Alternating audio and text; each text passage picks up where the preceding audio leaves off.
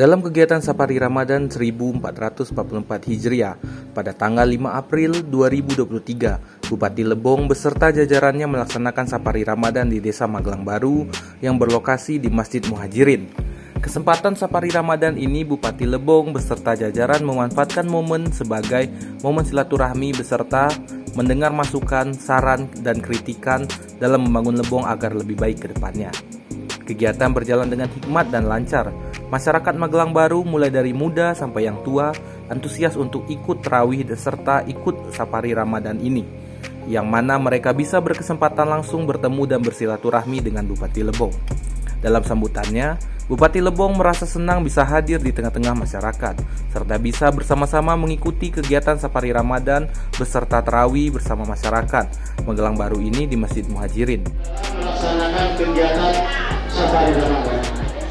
Namun tidak terlepas daripada itu juga, di dalam melaksanakan Safari Ramadan bukan karena keramaian atau kebahagiaannya saja, namun yang kami harapkan adalah keikhlasan dan ketabahan itu menjalankan ibadah puasa bulan suci Ramadannya.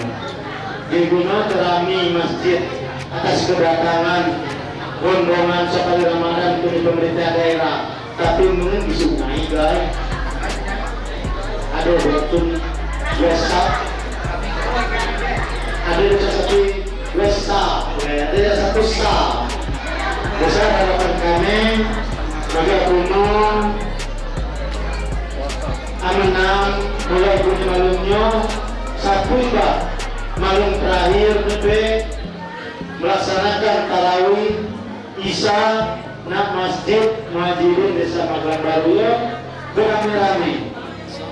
Kalau itu rame-rame itu sudah barang tentu amalnya begitu ramai dulu maka itu sesama. Bupati Lebong juga menambahkan banyak terima kasih atas antusias masyarakat yang hadir dan ikut. Bupati Lebong juga berharap agar masyarakat mendukung segala bentuk program prioritas Bupati Lebong dalam membangun Lebong menjadi bahagia dan sejahtera.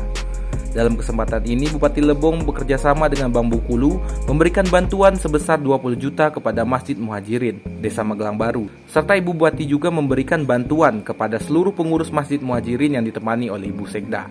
Dari lokasi, Tim Liputan Lebong TV melaporkan.